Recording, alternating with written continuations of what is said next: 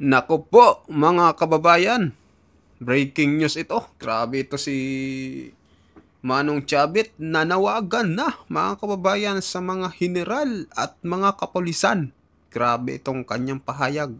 Nanawagan na sa mga anak ng mga general at sa mga anak ng kapulisan na palabasin na daw, mga kababayan.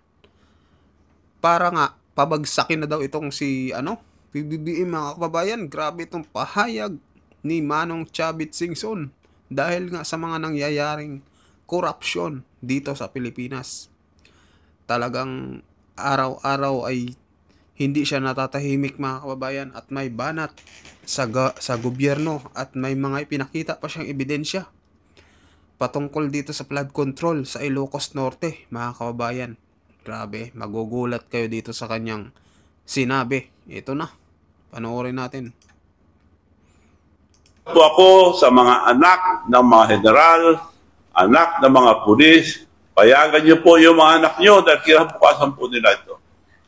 Kung hindi kayo lalabas, okay lang. Pero payagan niyo po yung mga anak niyo dahil kinabukasan po nila ito. Hindi ba baka sabihin na naman na doon sa Malacanang na inciting to sedition yung para sila sabihin? This is supposed to be a free country. Pwede natin sabihin lahat ang gusto natin. So, kung ang sadya nila ay pagtakpan itong kalukuhan, mali po yun. Kailangan po sabihin natin, at liwanag na si mga Diskaya, 3 years, 31 billion ang binigay nila. Sino nagbigay? Yung mga powerful. Sino nagbigay? Oh, yung mga nasa Congress, kay Speaker, dalawa lang tinuturo, Speaker at saka Saldico. Kung wala kayong koneksyon doon, wala. Sino naman ang may-ari o boss ang dalawa? Ang presidente. So, si presidente naman, oy, bisigan yan. Dapat siya mangunguna.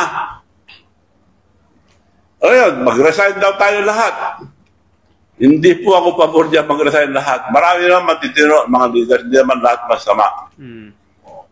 Pwede rin kung gusto nyo lahat. Pero, hindi po, ang dapat mag-resign ang presidente dahil command responsibility niya ito. Siya namumuno. Sa mga ibang countries, nagre-resign po agad yung mga leaders. Sa hiya. Yung mga iba, nagpapakamatay pa.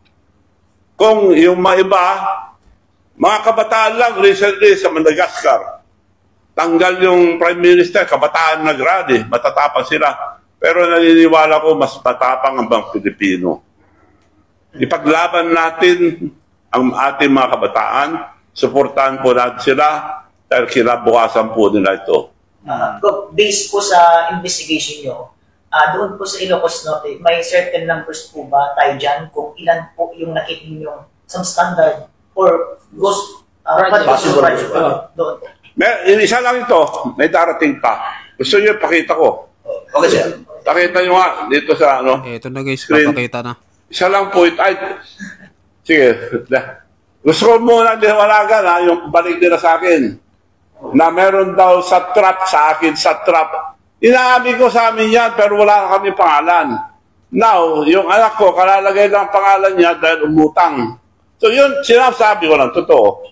Ito ngayon, ang bigay ng Public Road and Highway. Sa trap po lahat yan. Magkano ang pondo? Liwanagin nyo nga. Ang pondo na binigay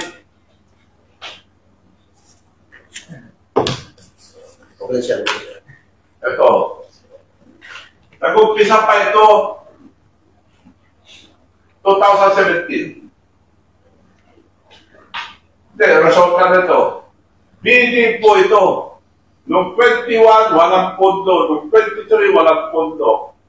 Nag-umpisa pa ng 2017, dinan yung binigay. 100 million lang. O, nakuha ng SATRAC, 65 billion. So, bidig po ito paralo ng SATRAC. Hindi kagaya ngayon na mas malaki ang sinisingit nila pag may private. Ito, bawas po lahat to, kontrata ng SATRAC. 121, 65,000, 65 million.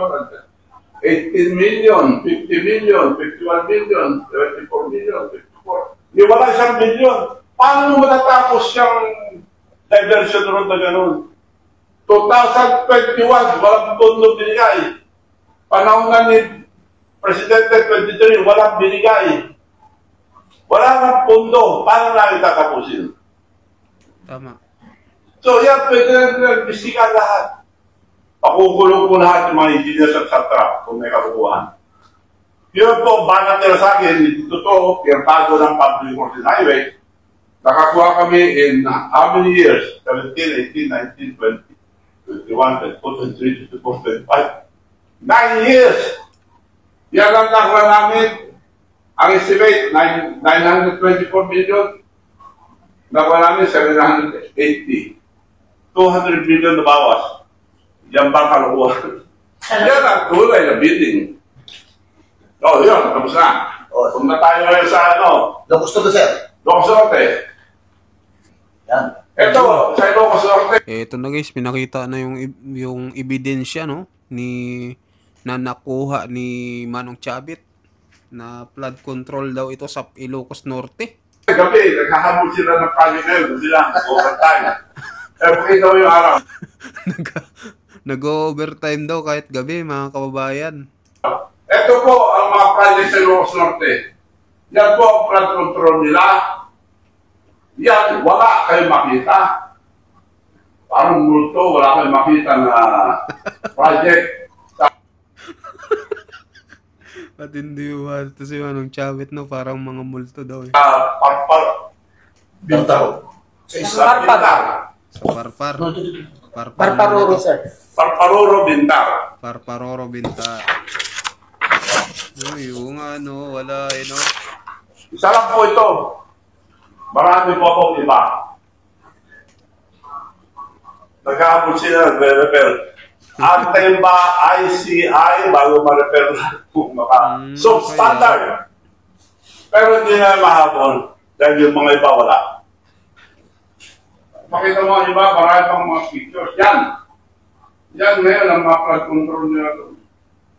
Ito, ang flood control. Walang flood control, oh. Parang di ba ano kasi substandard? Sira, oh. Walang flood control. Walang Pero may pundo yan, sir. May pundo na yan. Bayad ka. Bayad na. Ayan o, makapag-control nila. May, So, hindi na po lalayo ang ICI. Punta kayo ron, makita nyo. Ayun, maski makita nyo yan, anong gagawin natin? Huwag naman natin gawin, gagawin lahat ng mga Pilipino. It is the command responsibility of the President. Dapat maawa siya, mag-resign si Presidente para tapos na lahat. At wag na sanang antayin na mag-rally ang tao hanggang sa Malacanang. Nangyari na po ito nung panahon ang tatay nila. So dapat maawa ang ating Presidente sa mga kababayan. You have to go, Mr. President. Suggestion ko lang yun. Kung ayaw ang taong bayan, wala tayong magagawa. Isang rason kaya ito, sir, na ayaw paimbestigahan sa Ilocos Norte kasi yung pinapakita niyong isang ebidensya sa Bintar, sir. Isa pa lang. Isa pa lang yan, sir. Isa pa lang yun. Isa pa lang. Ibig sabihin, madaming hawak ito si Manong Chavit, guys. Isa pa lang ang pinapakita. Isa pa lang lahat to. Isa pa lang lahat. Marami po. Kayari. may knowledge na po ba tayo kung sino ilan yung magkano yung amount? Si Manong Chavit na ang ang gumalaw. Hindi na inano eh. Hindi na naghintay sa ICI. Siya na yung gumalaw, mga kababayan. Yung flood control yan and sino yung contractor? Baka may diskaya. Meron, Diskaya. Si Diskaya, ang binigay sa kanya within 3 years term ni President Marcos, 31 billion. Grabe lang. I mean, siyam na taon na, wala pa 1 billion. So, 31 billion. Paano nagkaroon si Diskaya ng, ginamit lang siya. Binigyan ng pondo, tapos namorsyento sila. at sino mga gumawa, yun lang ikukulong. Hindi, yung utak. Kung hindi, tuloy-tuloy po ito. Dapat yung utak. Dapat, sino responsible? Kako nga, may mga testigo na yung mga public roads and highways mismo na tiga-korekta, diadala kay speaker at saka si Saldico. Saan naman diadala Saldico? Imposible lang kasi siya lang. May mas mataas doon. So kung hindi alam ang presidente, sino, kung hindi alam ang presidente, sino ang, saan napunta yung pera? Sir, Hindi nila magagawa ito kung hindi walang powerful na nag-approve. kumbaga sir, sinasabi nyo na si Presidente Bongbong Marcos ang utak, mastermind, yung corruption na nangyayari ngayon. Well, hindi natin sabihin yan dahil sabihin nila. Iba na naman sasabihin. Pero kanino itong Pilipinas? Kila Bongbong Marcos na siyang presidente. Kumbaga sa bahay, siyang father na pamilya. Sinong bibintangan mo? Yung mga naglilingkod sa iyo. Ngayon, binibintangan lahat yung mga kalyado na lahat. Huwag lang umabot sa kanya. Ang liwanag po, maliwanag pa sa buwan. Huwag po tayo paninlang. It is his command responsibility. In other countries, ulitin ko, nagre-resign agad sa hiya. So dito po, ang only solution, mag-resign ang ating presidente, supreme sacrifice, para mas madali mag-imbestiga. Dahil sa ngayon, hindi ako naniniwala na lahat ng sinasabi nila na iba ang utak nito. Sir, sa mga interview nyo, sinasabi nyo na hindi siya presidente kung wala kayong tulong sa kanya. Totoo yun. Oo, sir. Anong tingin nyo, sir? Mahilig ba siyang gumamit ng mga tao, si presidente? Sabi siya, kamag-anak nila nagsabi sa akin, sinabi ko na noon, Manong, they are just using, gagamitin ka lang. Nung inibita ko ni Amy Marcos, pwede kayo magtanong kay Senator Amy Marcos. Siya nag-imbita sa akin. Manong, pwede natin tulungan si BBM maging Vice President dahil dinaya lang. Tawagin mo muna ang mga leaders sa North at kausapin ko sila ako. Tatawagin ko, pero gamitin ko pangalan mo dahil ikaw ang presidente ng Mayor's League. Sige, ikaw. Dumating naman mga leaders, governors, congressmen, mayors. This is exact word ni Amy. Thank you for coming so that we can help BBM for his vice presidential election. Vice president lang gusto. But Manong Chavit is a plan. Manong, can you tell us your plan? Well, kako, kung pupunta ka dyan sa vice president, marami ka mga kalaban, maraming issue sa iyo dyan. So, presidente muna, at that time, walang tatalo kay Inday Sara. At committed na kami lahat, mayors, ako, and all the mayors are committed kay Inday Sara. Mag-file tayo for president muna. Tapos, kung mag-file si Inday Sara, atras ka, I have the leverage to talk to Inday Sara na ikaw ang vice president candidate, protected ka na. Palakpakan na sila. Sabi ni BBM, thank you Manong. Wala siyang ibang ginamit, kundi yung mga plano namin, ginamit lahat. Ako unang tumulong financially. So, the rest is history. So, nakikiusap po ako, nagsasabi lang po ako ng totoo. Kung ikulong nila ako, wala po ang magawa.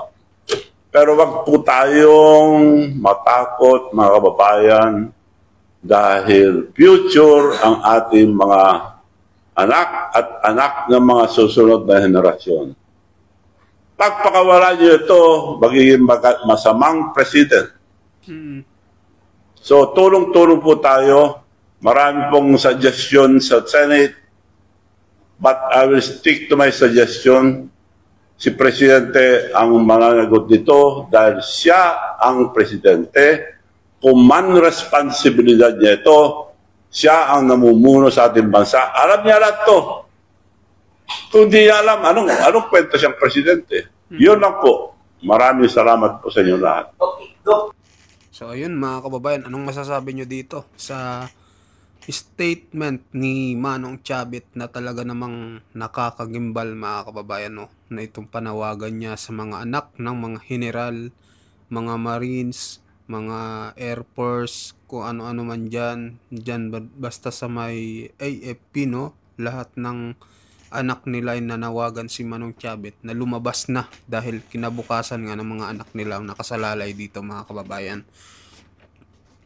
At siniwalat niya din dito yung mga ebidensya ng mga flood control sa Ilocos Norte na talagang nakita din natin mga kababayan. So anong opinion nyo dito? Mag-comment kayo mga kababayan, mag-like at mag-share ng ating video. At sa mga bagong pasok, i-subscribe nyo po ang ating channel mga kababayan. Maraming salamat po sa inyong lahat. Salamat po.